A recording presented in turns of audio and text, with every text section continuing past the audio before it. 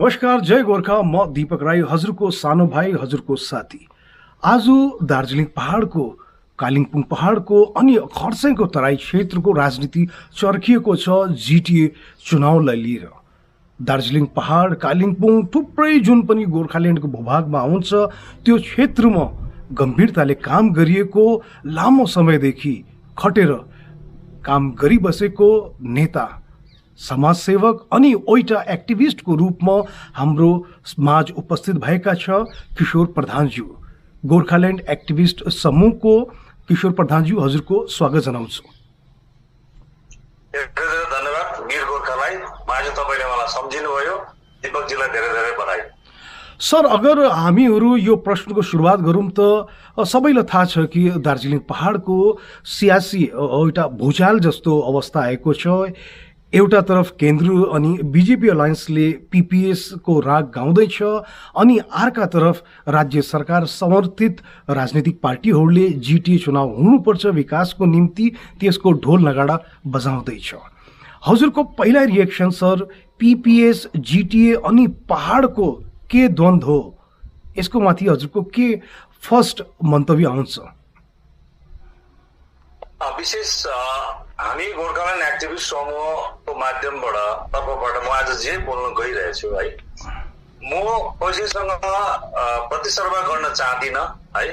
एउटा positive thought राखेर म कुरा गर्छु है। हाम्रो भनाइमा चाहिँ हाम्रो कस्तो सोच छ भने, अरूलाई चाहिँ तानेर आफू अगाडि जाने जुन एउटा मान्छेकोमा एउटा जुन संस्कार डेभलप भएको छ, त्यसको हामी मान्यता दिँदैनौँ। हामी आफै सङ्घर्ष गरेर आफ्नो विचार अगाडि राखेर काम गरेर हामी अगाडि जान चाहन्छौँ। र त्यो कुरोहरू स्पष्ट गरिसके पश्चात तपाईँले जुन कुरा गर्नुभयो, जिटिए को चुनाव, पीपीएस को जुन कुरा हो, चुनाव केन्द्र सरकार र राज्य सरकारको हामी माथिको भूमिका जुन कुराहरू गर्नुभयो है। हामी गोर्खाल्यान्ड एक्टिभिस्ट समूहको जुन चाहिँ समूहको जुन गठन 1 पोइन्ट एजेन्डा भनौँ गोर्खाल्यान्डको निम्ति भएको हो है। अनि गोर्खाल्यान्डको बाटो प्रशस्त गर्नुको निम्ति हाम्रो अगाडि केन्द्र सरकारले संकल्प पत्रमा लेखी अथवा बिजेपी दलले 19 को संकल्प पत्रमा लेखिएको जुन पर्मानेन्ट पोलिटिकल सल्युसनको जुन एउटा लिखित दस्तावेज संकल्प पत्रमा आएको छ, पोलिटिकल यो पीपीएस माथि बिजेपी को सेन्ट्रल लिडरसिपहरू अथवा रिजनल लिडरसिपहरूले पीपीएस को मिनिङ परिभाषितको रूपमा दार्जिलिङ पहाड क्षेत्रमा गोर्खाल्यान्ड भनेर परिभाषित गरिसक्नु भएको छ। त्यसलाई नै बेस गरेर दिने भनेको केन्द्र सरकार हो, अनि केन्द्र सरकारको दलले त्यो परिभाषित गोर्खाल्यान्डलाई नै दिनुपर्छ भन्ने हाम्रो जुन टेक, यो टेकलाई हामी अगाडि लिएर जाँदैछौँ। यसले गर्दाखेरि यो बीचमा आन्दोलनले नै दिएको, जनताको जुन सेक्रिफाइसले नै गठन गरेको जुन चाहिँ जिटिए को जुन चाहिँ एउटा व्यवस्थाको चुनाव हुन गइरहेको छ, त्यो व्यवस्थाको चुनावमा हामीले कुनै सरोकार राखेको छैनौँ। एक पक्ष दलहरूले विकासको निम्ति जिटिए चुनाव हुनुपर्छ भनेर भनिरहेको छ भने, हामी जस्तो संस्थाहरू, हामी जस्तो समूहहरूले चाहिँ विकास यो सरकारको दायित्वभित्र पर्छ, अनि हामी गोर्खाल्यान्ड माग्नेहरूले चाहिँ गोर्खाल्यान्ड राज्य विकासको निम्ति मागेको होइन भनेर हामी भनिरहेको छौँ। तर यो जुन चाहिँ राज्यको विधानसभामा पारित गरेको कानुन बमोजिम जुन एउटा जिटिए चुनाव हुँदैछ, यसको लागि सरकारले दिएको जुन चाहिँ एउटा प्रावधान अनुसार चुनावमा जनताले पनि केही पर्सेन्ट जनताले पनि विकासको पक्षमा आफूलाई राखेको छ। भन्नुको मतलब ती दलहरू, जुन दलहरू विकासको निम्ति चुनावमा गइरहेको छ, त्यसको पनि समर्थक भएर बसिरहेको छ। त हामीलाई लाग्छ, तर यो जति नै ठुलो विकास भए तापनि है, जति नै विकासको नाममा सत्तामा बसे तापनि गोर्खाल्यान्डको मुद्दा जबसम्म टुङ्गोमा लाग्दैन, जबसम्म प्राप्त हुँदैन, यो धेरैवटा व्यवस्थाले चाहिँ हाम्रो एउटा भारतीय गोर्खाहरूको चाहिँ जुन एउटा जातीय सवाल छ त्यो टुङ्गोमा पुग्दैन। त्यसले गर्दाखेरि चाहिँ हामी, तपाईँले जुन प्रश्नको उत्तरमा हामी भारतीय गोर्खा अथवा जिटिए क्षेत्र बस्ने गोर्खालाई हामी यही सम्बोधनमा राख्छौँ।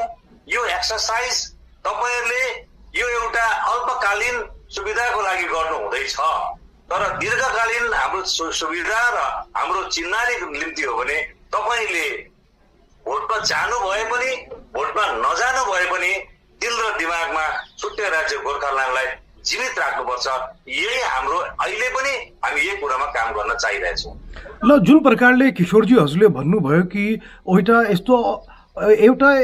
यस्तो मूल अवधारणा कि यस्तो चिज हामी नथापौँ कि यसको दीर्घकालीन हाम्रो लागि लाभको स्थिति नहोस्, जिटिए को रूपमा हजुरले भन्नुभयो।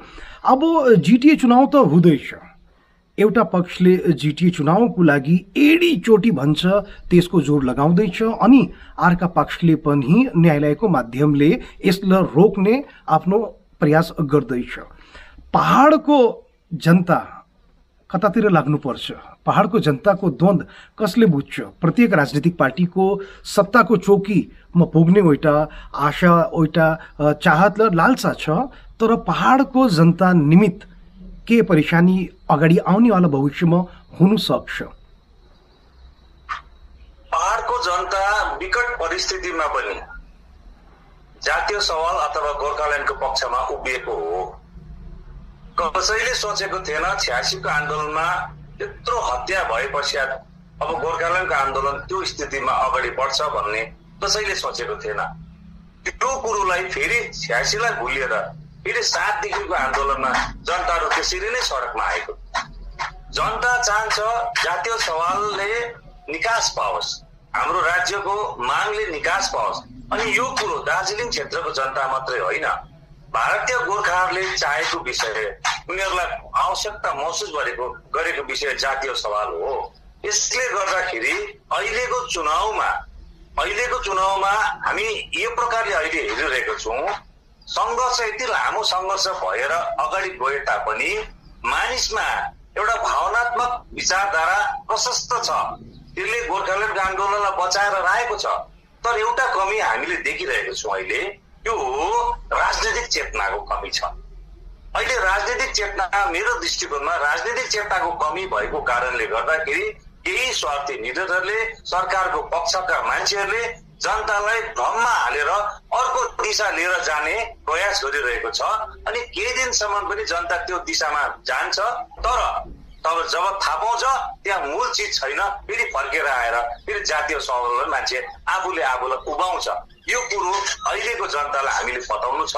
अनि हामी यही दृष्टिकोणमा हामी भन्न चाहँदैछौँ कि जुन चाहिँ के अरे यो जिटिए चुनावको माध्यममा है अब गोर्खाल्यान्ड शब्द लेखिएको विषयलाई उल्लेख गरेर त्यसलाई एउटा चिन्हारी र स्वाभिमानको पक्षमा मान्छेले प्रस्तुत गरेर यो विकासको पक्षमै हामी जानुपर्छ भन्ने जुन टेक लिएर धेरै राजनीतिक दलहरू अगाडि आइरहेको छ, तर त्यो भ्रम मात्रै हो, त्यो स्पष्ट भ्रम मात्रै हो। त्यसबाट हाम्रो जनतालाई हामी सचेत गराउन चाहन्छौँ। अनि हाम्रो ऐक्यबद्धता जुन छ, हाम्रो ऐक्यबद्धता भनेको चाहिँ हामीले आपस्तमा सङ्घर्ष गरेर होइन। कसैको तीक्ष्ण बुद्धि छ, कसैको सामान्य बुद्धि छ, कसैको बुद्धि छैन। यसमा आफ्नो प्रकारको दायित्व आफ्नो पालन गर्नुपर्छ। यो दायित्व हामीले पालन गर्न सक्यौँ भने हामी आपस्तमा एकबद्धता भनेको के हो भन्दाखेरि चाहिँ वैचारिक रूपमा एकबद्धता हुनुपर्छ। यो गणतान्त्रिक रूपमा हामी एकबद्धता हुनुपर्छ। यो एकबद्धताको प्रक्रियामा हामी जानुपर्छ। जुन कुरो आवश्यकता महसुस गरेकोले गर्दा हामी गोर्खाल्यान्ड एक्टिभिस्ट समूहले त्यो प्रयासमा हामी जाँदैछौँ। यहाँ धेरैवटा क्षेत्रीय राजनीतिक दलहरू छ। हामी हाम्रो केन्द्रित मुद्दा अनुसार ती दलहरूसँग हामी समन्वय राखेर काम गर्ने प्रचेष्टा गर्दैछौँ। जुन दलले जातीय सवाल बोकेको छ ती दलसँग हामी समन्वय राखेर अगाडि बढ्ने चेष्टा गर्दैछौँ। तर त्यति मात्रै आजको दिनमा चाहिँ पर्याप्त भएको छैन। हामीले सोच र उनीहरूको सोचमा पनि एकरूपता आउनुपर्छ। मुद्दाको एकरूपताले होइन, त्यसलाई एक्जिक्युट गर्ने जुन एउटा प्रक्रिया छ, एक्जिक्युट गर्ने प्रक्रियामा अथवा विचारमा पनि एकरूपता आउनुपर्छ, जसको लागि हामी निरन्तर प्रयास र हामी परिश्रम गरिरहेको छौँ। र जुन प्रकारले किशोरजी हजुरले भन्नुभयो त यो त सैद्धान्तिक रूप र नैतिकताको रूपमा सुन्ने र रुझ्ने एउटा कुरा हो। तर यदि खुलस्त रूपमा कुरा गरौँ त जिटिए चुनावको निम्ति भारतीय गोर्खा प्रजातान्त्रिक मोर्चाले पनि अब गोर्खाल्यान्डको मुद्दा जिटिए सभाको पहिला जो एउटा प्रस्तावको रूपमा छुट्टै गोर्खाल्यान्ड राज्यको कुरा गरिएको छ। अनि उहाँ पहिलाको उनको अडान थियो, उहाँको पहिलाको कुराकानीहरू थियो कि गोर्खाल्यान्ड विषय एउटा इमोसनल विषय हो। के हजुरले गोर्खाल्यान्ड एक्टिभिस्ट समूहहरूले गोर्खाल्यान्डलाई इमोसनली एङ्गल दिएर राजनीति गर्छ, नत्र अहिलेको भारतीय गोर्खा प्रजातान्त्रिक मोर्चाले जुन प्रकारले इमोसनल बाटोमा गोर्खाल्यान्डको मुद्दा बोकेर आएको छ, यो विषयमा हजुर के भनाइ छ? यसमा दुई कुरा म भन्न चाहन्छु। नम्बर 1 कुरो चाहिँ के हो भने गोर्खाल्यान्ड जुन माग छ यो भारतीय गोर्खाहरूको पहिलो एजेन्डा हो। यसको कुनै विकल्प छैन भन्ने कुरो प्रमाण गर्यो भारतीय गोर्खा प्रजातान्त्रिक मोर्चाको अध्यक्षको जुन यो एउटा बयानबाट, यो चिजबाट यो प्रमाण गर्यो यसको विकल्प छैन। यो बिना कुनै पनि नेताले यो क्षेत्रमा खुट्टा टिक्नु सक्दैन भन्ने प्रमाण गरेको हो। यो एउटा पक्ष हो। अर्को पक्ष हो त्यो वक्तव्य पोलिटिकल स्पेस मात्रै हो कि वास्तविक हिसाबमा त्यो वक्तव्यले भोलिको दिनमा प्रमाण गरेर जान्छ, त्यो प्रश्न चिन्ह धेरै छ। त्यो क्वेसनेबल म्याटर हो, सब्जेक्ट हो यो। किनभने चुनावकै बेलामा मात्रै यो किन भयो? यो चुनावकै बेलामा हुनुको पछाडि कारण के हो हैन? यो स्थिति उहाँहरूले पहिला पनि पाएको स्थिति थियो, पहिला पनि त्यो ठाउँमा उहाँहरू हुनुहुन्थ्यो। त्यो ठाउँमा हुँदाखेरि यो कुरोलाई अगाडि लिएर जानु सक्नु भएन है। त्यसले गर्दाखेरि हाम्रो मान्यता चाहिँ के हो भन्दाखेरि चाहिँ सत्ता र सङ्घर्ष प्यारलल अगाडि जाँदैन। सत्ता र सङ्घर्ष प्यारलल अगाडि जाँदैन र उहाँहरू सत्तामा बसिसकेपछि यो अनकन्स्टिट्युसनल बडीको सत्तामा बसेपछि पूर्ण रूपमा राज्य सत्ताको कन्ट्रोलमा काम गर्नुपर्छ। उसको राइट भन्नेको केही छैन, कन्स्टिट्युसनल राइट जिटिएको केही छैन। त्यसले गर्दाखेरि राज्य प्रशासनको दबावमा काम गर्नुपर्छ र यो दबावमा काम गर्नुको लागि त्यो यदि उनीहरूले सेक्रिफाइस गर्ने क्षमता राख्नु भएको छ भने त्यो हुन सक्ला, तर चौकीको सेक्रिफाइस गर्ने क्षमता राख्नु सकेको छैन भने त्यो चाहिँ चुनावी भाषणमा मात्रै सीमित रहन्छ। यसले गर्दाखेरि त्यसलाई पत्याएर हुनु अथवा त्यसलाई पत्याइहाल्नु अहिले वेट गर्नुपर्छ। अब जस्तो किशोरजी यसमा म रोक्न चाहन्छु हजुरलाई। जुन प्रकारले पहाडमा थुप्रै पार्टीहरू छ, हाम्रो पार्टीको पनि आफ्नो पहिला बुँदामा गोर्खाल्यान्ड छुट्टै राज्यको परिकल्पनालाई उहाँले बोकेर हिँडेको छ राजनीतिक जीवन यात्रामा। अनि गोर्खा जनमुक्ति मोर्चाले पनि गोर्खाल्यान्डको निम्ति लामो समयदेखि कुराकानी गर्दैछ। अनि भारतीय गोर्खा प्रजातान्त्रिक मोर्चाले पनि अब गोर्खाल्यान्डको कुरा गर्दैछ। भारतीय जनता पार्टीले त आफ्नो घोषणा पत्रमा नै लेखेको छ कि पीपीएसको रूपमा गोर्खाल्यान्ड जो हामीहरूले एउटा कुराकानी गर्छौँ कि गोर्खाल्यान्ड हो, तर पीपीएसको कुरा उहाँले पनि गर्दैछ। अब गोर्खाल्यान्ड एक्टिभिस्ट समूहले गोर्खाल्यान्डको कुरा गर्दैछ। यो त त्यही कुरा भयो कि एउटा भिडको बिचमा, एउटा क्राउडको बिचमा गोर्खाल्यान्ड एक्टिभिस्ट समूह पनि छ। हजुरले आफ्नोलाई कसरी छुट्टो गर्नु सक्छ अरू पार्टी अरू दलहरूको हिसाबले कि हजुर गोर्खाल्यान्डको निमित्त इमानदारीले काम गर्छ? किन इमानदारिताको दावा सबले गरेको हो। यो राम्रो क्वेसन आयो दिपकजी। हामी र उनीहरूकोमा कसरी भिन्नता छ भन्ने कुराहरू तपाईँले भन्नु हुँदैछ। उहाँहरूले गोर्खाल्यान्ड माग्नु भएको जस्तो तपाईँको 2007देखिको कुरा आयो, यसमा त जिएनएलएफको कुरा आएन है। अहिले प्रजातान्त्रिक मोर्चा गोजा मोमो र हाम्रो पार्टीले मागिरहेको कुरो यो डिमान्ड इस्टाब्लिस पोलिटिकल जातीय डिमान्डलाई उहाँहरूले क्यारी अन गरेर जानु भएको है। अगाडि जुन चाहिँ 86 को सङ्घर्ष पछि जुन दार्जिलिङमा दार्जिलिङ गोर्खा पार्वत्य पछि अथवा छुट्टै राज्य गोर्खाल्यान्डको जुन आवाज आयो थियो त्यसलाई उहाँले कन्टिन्युएसन गरेर लिएर जानुभयो। हामीले पनि त्यसलाई कन्टिन्युएसन गरेर लिएर जाँदैछौँ है। तर कुरा के हो भन्दाखेरि चाहिँ उहाँहरूको अहिलेसम्मको सङ्घर्ष हामीले देख्दाखेरि उहाँहरूको सङ्घर्षमा सत्तामा पनि पुगेर यो सङ्घर्ष अगाडि लिएर जानुपर्छ भन्ने सोच छ उहाँहरूले। सत्तामा पुगेर पनि सङ्घर्ष अगाडि लिएर जानुपर्छ भन्ने सोच छ हाम्रो। ठिक के अरे अपोजिट, सत्तामा नपुगिकन अथवा सत्तामा आफूलाई नराखिकन सङ्घर्ष अगाडि लिएर जानुपर्छ भन्ने हाम्रो छ। उहाँहरूको सोचाइमा सरकारसँग समन्वय राखेर सरकारसँग चुनावी गठबन्धन गरेर यो सङ्घर्ष प्राप्त हुनुपर्छ भन्ने उहाँहरूले अहिलेसम्मको उहाँहरूको एक्सर्साइज कम्प्लिट हो।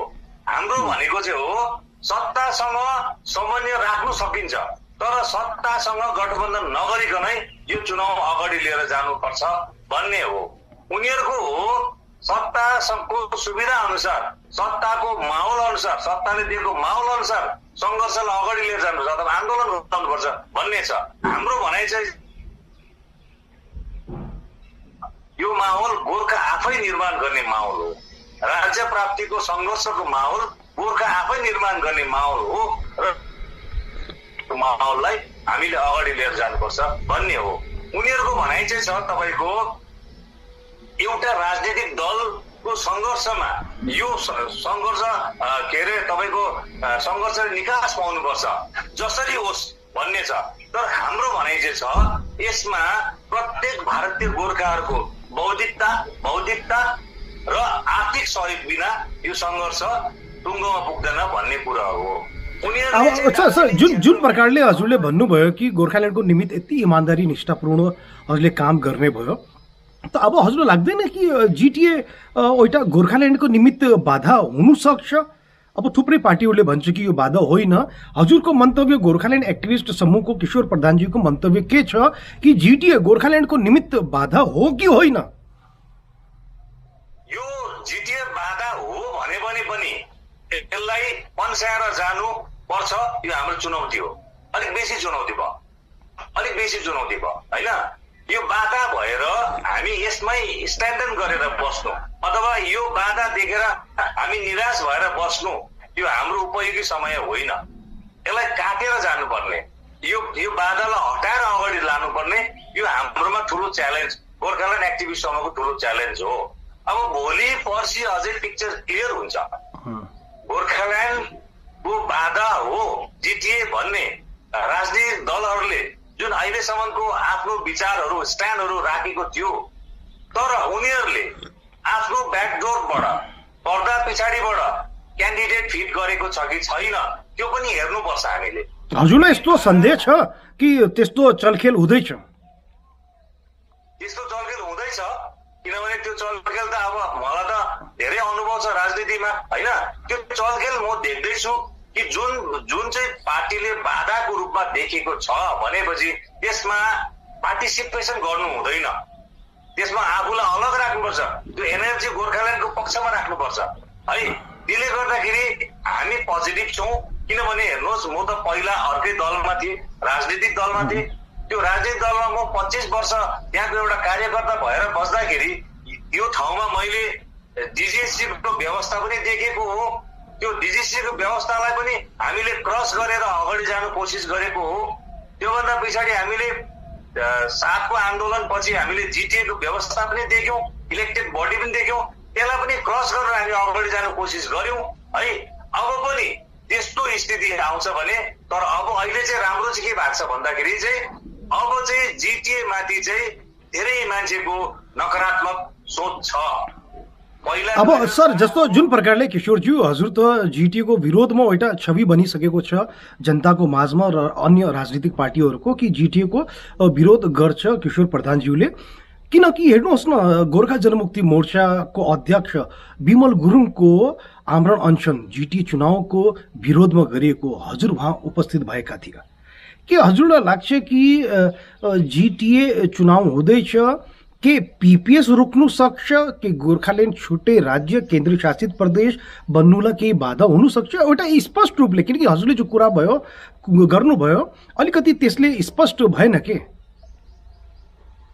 हैन, स्पष्ट चाहिँ यसरी पनि हुन्छ जिटिएको के पीपीएस युटी अनि छुट्टै राज्यको लागि जिटिए एउटा बाधा हो? यसमा किशोरज्यूले जुन प्रकारले स्पष्टवादी छ त्यस्तो स्पष्ट उत्तर दियो भने त सबैले बुझ्छ रुच्छ। हैन म चाहिँ कस्तो छु भने म चाहिँ एउटा एक्टिभिस्ट हो। हजुर, म एउटा कार्यकर्ता हो। कुनै पनि बाधालाई हटाउनु पर्छ छ भन्ने पक्षको मान्छे म हो। यदि जिटिए बाधा हो भने पनि के गर्नु त्यसको लागि? त्यो उपायहरू मैले आज खोजेर बस्दैछु। त्यो उपाय आएछ म किन भन्नु होइन? तर बाधा हो भन्नेले ब्याकडोरबाट फेरि चुनावमा उठाउने प्रक्रियामा लागिरहेको छ। त्यसले गर्दाखेरि अरूमा र हाम्रोमा भिन्नता छ है, अरूमा र हाम्रोमा भिन्नता छ। यदि बाधा हामीलाई लाग्दैछ भने हामीहरू त्यसको क्रस कसरी गर्नुपर्छ फ्युचरमा? किन आज भोलि त हुने कुरा आएन। आज भोलि त्यो मैले बाधा हो भनेर वक्तव्य दिएर म त घरमा चुप लागेर बसेको त त्यो मेरो दायित्व होइन। त बाधा हो भने त्यसलाई कसरी क्रस गर्नुपर्छ भन्ने योजनाहरू गोर्खाल्यान्ड एक्टिभिस्ट समूहले फ्युचरको प्लानिङमा अहिले छ। हेर्नुहोस्, एउटा कुरो। अर्को कुरो चाहिँ के हो भन्दाखेरि चाहिँ हाम्रो भरोसा भनेको सरकार, केन्द्र सरकार हो। हाम्रो भरोसा भनेको केन्द्र सरकार हो। अनि केन्द्र सरकारको हामी माथिको जुन चाहिँ एउटा आश्वासन छ त्यो फुलफिल गर्नुपर्ने कुरा हो होइन? अब उहाँहरूले यदि अब अहिले त तपाईँको अब अझै 2 वर्ष छ है, 2024 आउनु 2 वर्ष छ। यो जुन चाहिँ संकल्प पत्रको जुन चाहिँ पिरियड भनेको 2024 सम्म हो है। अन्त 2024 सम्म अब 2 वर्षको जिटिएको मियाद भित्रमा पिपिएस को माध्यममा राज्य बाट अलग एउटा राज्य चाहे त्यो युटी किन नहोस् त्यो व्यवस्था भएपछि भारतीय गोर्खाहरूको त्योभन्दा खुसीको दिन अर्को कुनै रहने छैन। खुसीको दिन त सबैलाई थाहा छ, तर यो लाग्दैन कि एउटा इमोसनल एङ्गल हुन्छ।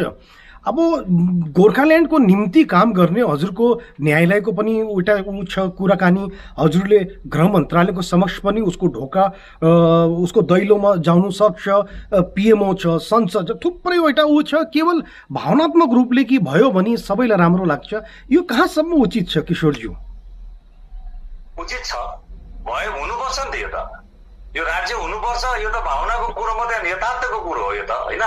त्यसले गर्दाखेरि जस्तो कि अब म विमलजीको अनसनमा म गएँ नि होइन, किनभने हामीले फेसबुकमा धेरै कुरोहरू हेऱ्यौँ, धेरै कुरा बुझ्यौँ, धेरै कुरो जान्यौँ। बाँकी कुरो अरू राजनीतिक दलको भन्दा विमल गुरुङजीको पार्टीको कार्यकर्ताहरूसँग मेरो एउटा त्यो एउटा कुनै कस्तो खालको एउटा रिलेसन, आत्मीयता छ क्या है। म उहाँ विमलजीकोमा गएँ होइन, किनभने एउटा लिडर साधारण विषय जस्तो लाग्यो मलाई त उहाँको लागि है। उहाँको विषय चाहिँ 1.8 गोर्खाल्यान्डको लागि आमरण अनसन बसेर उहाँले त्याग दिनु भएको भए यसको अर्कै एउटा आन्दोलनको स्वरूप भएर जान्थ्यो है। तर त्यो यदि हुँदैन भने मैले विमलजीलाई एडभाइस गर्नु आवश्यक थियो। मैले उहाँलाई एडभाइस गरे पनि, मैले भने पनि तपाईँले देख्नु हुँदैछ कि तपाईँको आमरण अनसनले कुनै एचिभमेन्ट छैन अथवा जिटिए चुनाव रोक्ने स्थितिमा छैन भने तपाईँ किन त्याग गर्नुहुन्छ तपाईँको प्राण? तपाईँ त्यसबाट निस्किनु सक्नुपर्छ, आउटकम गर्नुहोस्। तपाईँ हामीसँग गोर्खाल्यान्ड एक्टिभिस्ट समूह सपोर्ट छ तपाईँलाई भनेर मैले 2 स्टेप फरवर्ड 1 स्टेप ब्याकवर्डको मैले जुन चाहिँ एउटा रणनीतिक कौशल पनि उहाँलाई मैले बताएँ। त्यसरी हामी फर्केर आयौँ होइन। उहाँले अनसन त्यही दिन बेलुका तोड्नु भयो, राम्रो भयो नि, किनभने मान्छे बाँचेर सङ्घर्ष अगाडि लिएर जानुपर्छ। र भोलिको दिनमा विमल गुरुङजीमाथि पनि हामीले त्यही अपेक्षा राखेको छौँ। सानोतिनो खुजुरा खाजुरीमा उहाँले टाउको नदुखाएर खुजुरा खुजुरीमा उहाँले समय बर्बाद नगरेर एजेन्डामाथि काम गर्यो भने हामी फेरि पनि हामी सायद एउटै जग्गामा नआए पनि एकार्का प्लेटफर्म सेयर गर्छ। किशोरज्यू, जुन प्रकारले राजनीतिको चलखेल पहाडमा चल्दैछ, अब पहाडको जनता निम्ति पनि अलिकति मनोरञ्जन जस्तो हुनुपर्छ। मसाला लगाएर मिडियाले सोधेको प्रश्न एउटा राजनेता एउटा एक्टिभिस्टसँग, ल अब दार्जिलिङ पहाडमा हजुरलाई एकैछिनको लागि राजनीतिक पण्डित बनाएर हेरौँ। हजुरले सबैजनाहरूलाई लामो समयदेखि चिनेको छ, जब केही पनि थिएन उहाँदेखि उभिएर अहिले मानिसहरू ठुल्ठुलो स्थानमा पुगेको छ। यदि सुरुवात गरौँ राजु विष्टलाई हजुरले कुन ठाउँमा हेर्छ? अहिले वर्तमानको राजनीति के गर्दैछ अनि अगाडि भविष्यमा उहाँले के गर्नु सक्छ? वर्तमानमा राजु विष्टजीले गर्नुपर्ने कामहरू थुप्रै छ। थुप्रै कामहरू मध्येमा एउटा चाहिँ जातीय सवालको काम हो है। त्यो काममा उहाँले आश्वासन दिनुभएको अनुसार काम भइरहेको छैन है। त्यो कामलाई उहाँले फत्ते गर्नुपर्छ, किनभने उहाँले आफूलाई भन्छ म पहिलो गोर्खा त्यसपछि बिजेपीको है। यो सेन्टेन्स खुबै राम्रो सेन्टेन्स छ। अनि हामीले गोर्खाको सवालमा उहाँ जस्तो मणिपुरबाट आउनु भएर उठेपछि हामीले उहाँलाई मत दिएर उहाँलाई एउटा जातीय मुद्दालाई अगाडि लानुको लागि पुरा भार दिएको छौँ। र उहाँले यो कार्य यो मुद्दालाई छिनाफाना गरिदिनु भयो भने राष्ट्रिय स्तरमा उहाँको छवि एकदमै माथि हुन्छ है। त्यो हामी अपेक्षा उहाँसँग गरेको छौँ। अनि उहाँको पोलिटिकल फ्युचरमा पोलिटिकल उयो मात्रै होइन, जातीयमा पनि उहाँ एउटा शिर भएर बस्छ भन्ने चाहिँ मलाई लाग्छ। अनि यदि कुरा गरौँ हजुरको राजनीतिक पार्टीको अध्यक्ष पूर्व अध्यक्ष आरबी राईज्यू अहिले मिडियामा त्यति फेला पारेको छैन मिडियाकर्मीहरूले, के हेर्छ वर्तमान उहाँको राजनीति कुन ठाउँमा पुग्ने थालेको छ अनि अगाडि भविष्यको निम्ति सीपीआरएम कहाँतिर पुग्छ, के टुङ्गो लाग्छ सीपीआरएम पार्टीको? म सीपीआरएम पार्टीको विषयमा त भन्नु चाहदिनँ है। हजुर त्यो पार्टीको हजुर लामो समयदेखि एउटा सैनिक बनेर काम गरिएको हो, जनताले त सवाल त सोध्छ। अवश्य म सीपीआरएम पार्टीमा थिएँ है। सीपीआरएम पार्टीमा बाहिरिनुको कारण काहीँ न काहीँ के छ भनेरै म बाहिरेको हो है। त्यसले गर्दाखेरि सीपीआरएम पार्टी एउटा आइडियोलोजिकल पार्टी हो है। उहाँहरूले त्यो दलमा जाति मुक्ति र वर्ग मुक्तिको कुराहरू श्रमजीवीको कुराहरू गरेरै पार्टीको निर्माण भएको हो। त्यो दिशामा कुनै काम हुनु सकेन, जुन प्रकारले हुनुपर्ने थियो त्यो भएन है, त्यो भएन। अनि जहाँसम्म आरबी सर एकजना सम्मान्य मेरो त एकजना अब एउटा गुरु है, उहाँले अब उहाँको छत्रछायामा 25 वर्षसम्म त्यहाँ निष्ठापूर्वक काम गरे है। जहाँसम्म मलाई लाग्छ मैले काहीँ गल्ती गरेन भन्ने म आफूलाई ठानेको छु है। उहाँको उमेर भयो है, धेरै वर्ष अगाडि आजभन्दा 10-12 वर्ष अगाडि एकपल्ट उहाँ सिकिस्त स्थितिमा हुनुहुन्थ्यो है। अब हामीले यो स्थितिमा उहाँलाई पाउनु सकिरहेको छौँ है। धेरै दिनसम्म उहाँ यहाँ कि अब सेन्सलेस कोमामा जस्तो पुगिसकेको हुनुहुन्थ्यो, ब्रेन ह्यामरेज एकपल्ट भएको है। र अब अहिले हामीले उहाँलाई बेसी चाप दिनु सक्दैनौँ पनि, किनभने उहाँले आफ्नो जुन पोलिटिकल क्यारियरमा एउटा भाषाको सङ्घर्षलाई धेरै माथि टुप्पामा पुर्याएर उहाँले त्यसलाई आदरणीय दिलकुमारी भण्डारीजीसँग मिलेर पार्लियामेन्टमा काम गर्नुभएको छ। उहाँ एउटा एचिभमेन्ट उहाँको भयो है। जहाँसम्म जातीय सवालको कुरो छ त्यसलाई उहाँले मेरो भनाइ अनुसार उहाँले नेतृत्व लिएर अगाडि जानु सक्नु भएन। त्यो म बुझ्दिनँ के कारण हो होइन। तर अब उहाँको उमेर धेरै पाएको भयो है। उहाँले सीपीआरएम पार्टीले अर्को लिडरसिप तयार गर्यो है। प्रेसिडेन्ट अर्को बनायो, सेक्रेटरी अर्को बनायो, प्रवक्ता अर्को बनायो।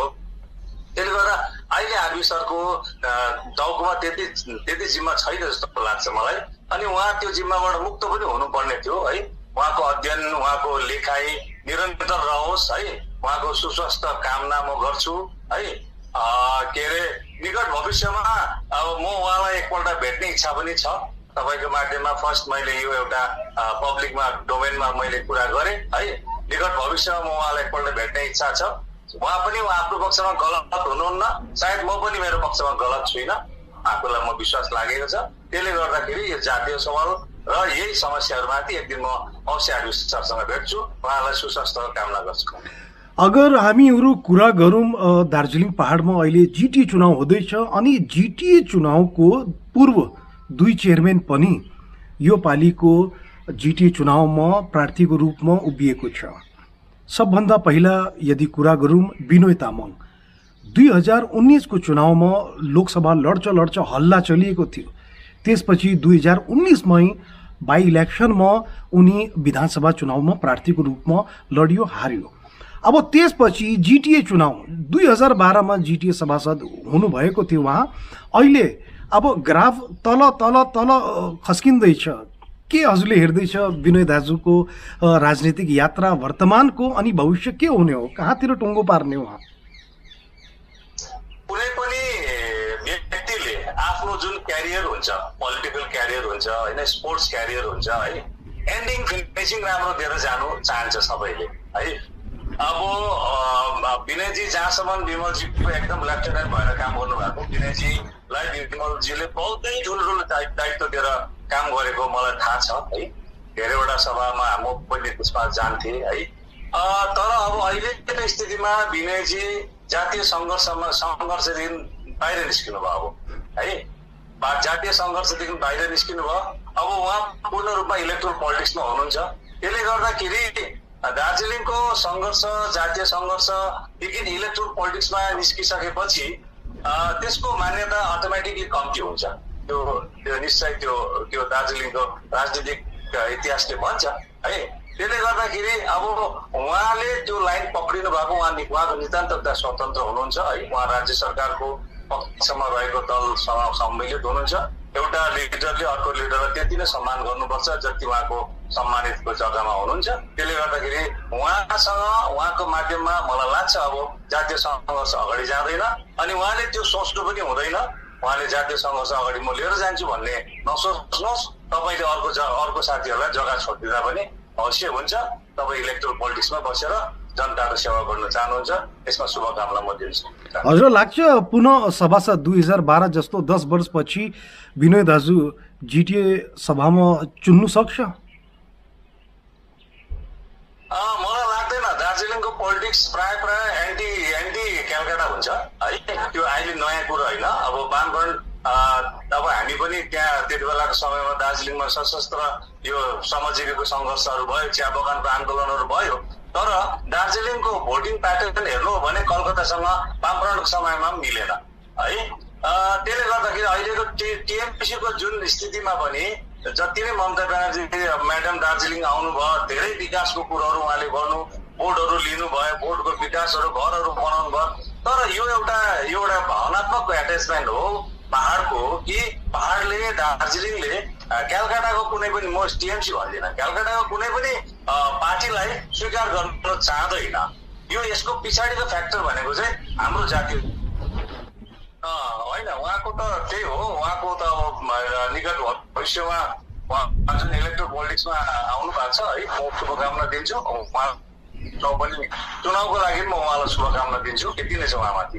ल त्यसपछि यदि कुरा गरौँ हामीहरू भारतीय गोर्खा प्रजातान्त्रिक मोर्चा पार्टीको अध्यक्ष अनित थापा जिटिए चेयरम्यान रहिसकेको, अनि वर्तमानमा पनि पार्टीको अध्यक्ष अनि पार्टीकै प्रार्थीको रूपमा आफ्नो एकचोटि फेरि जिटिएमा जानेको लागि जनताको सम्मुख खडा छ। के हेर्छ वर्तमान परिदृश्यमा गोर्खाल्यान्डको इमोसनल एङ्गल पनि उहाँले आफ्नो राजनीतिमा लिएर आएको छ। उहाँको राजनीतिक फ्युचर के हेर्छ हजुरले? यस्तो हुन्छ एक्चुअली चाहिँ 2-3वटा पोलिटिकल पार्टीको फ्युचर चाहिँ डिपेन्ड अन तपाईँको राज सत्तासँग अथवा केन्द्र सत्तासँग हुन्छ है। उहाँहरू आफ्नो पकडमा आफ्नो उयसमा उभिनु खुबै कम्ती नै हुन्छ है। त्यसले गर्दाखेरि अहिले उहाँले राज्य सरकारसँग मिलेर नै काम गर्नु हुँदैछ। त्यसले गर्दाखेरि जबसम्म राज्य सरकारसँग उहाँको सम्बन्ध हुन्छ, राम्रो हुन्छ, तबसम्म उहाँहरूलाई असुविधा हुँदैन जस्तो लाग्छ मलाई है। जब सम्बन्ध विच्छेद हुन्छ, सम्बन्धमा तिक्तता आउँछ, त्यतिपछि उहाँलाई प्रब्लम हुन्छ। अनि यसले गर्दा मैले अघि तपाईँलाई भने गोर्खाल्यान्डको कुरो उहाँले जुन चाहिँ तपाईँको जिटिए सभामा पास गरेर पठाउँछु भन्नुभएको छ होइन। त्यसले गर्दाखेरि राज्य सरकारसँग तिक्तता अवश्य बढ्छ उहाँको। त्यसले गर्दाखेरि उहाँको दार्जिलिङको राजनीति चाहिँ जोडाउ भनेको चाहिँ जनतासँग जोडिएर चाहिँ गर्नुपर्ने हो। त्यसले गर्दाखेरि चाहिँ उहाँको चाहिँ त्यो जनतासँग केही समयसम्म व्यवस्थामा आए पनि जनताको आवाज भनेको गोर्खाल्यान्ड हो।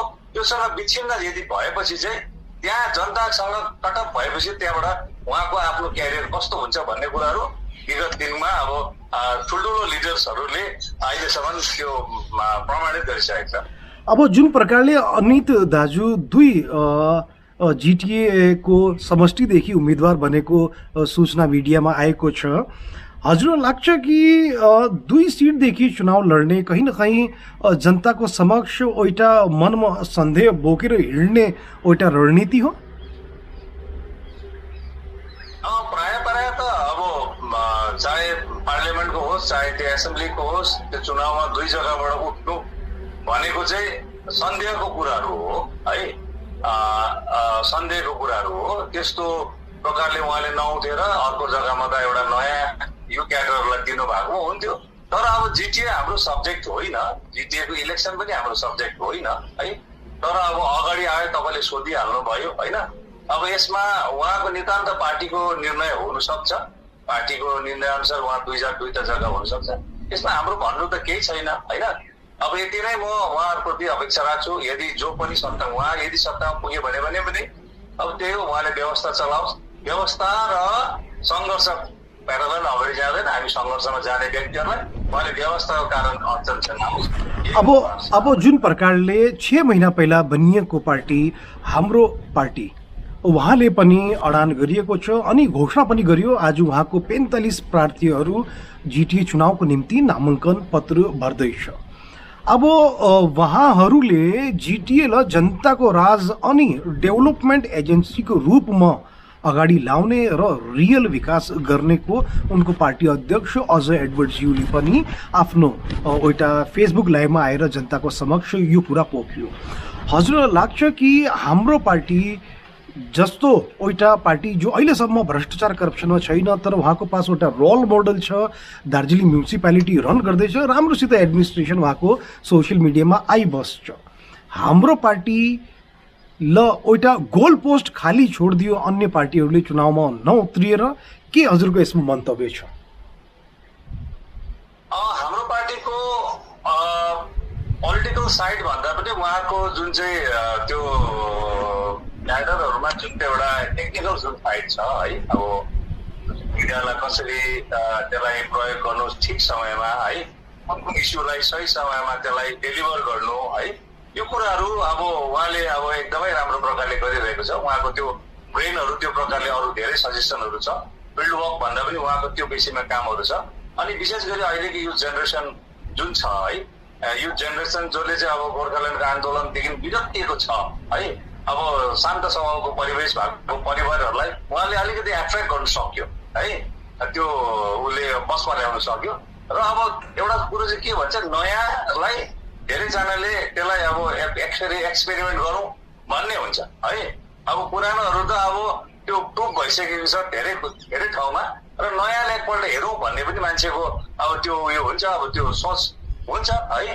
त्यसमा उहाँले अब त्यो हिजो एट अ टाइम साइडलाइन भएर पुत्तै उहाँले 45वटा सिटको जुन चाहिँ एउटा घोषणा गर्यो, त्यो उहाँको त्यो राम्रो क्या, अब त्यो मान्छेलाई त्यो दङ्गै बनाइदियो क्या। अब त्यो एउटा स्ट्राटेजी राम्रो लाग्यो मलाई। अनि उहाँले जुन प्रकारको अब त्यो भन्दैछ, अब म मान्छेलाई प्यानिक बनाउँदिनँ होइन, अब त्यो भिड बनाउँदिनँ म है, यो कुराहरूमा अब मान्छेलाई टच गरिहाल्छ है।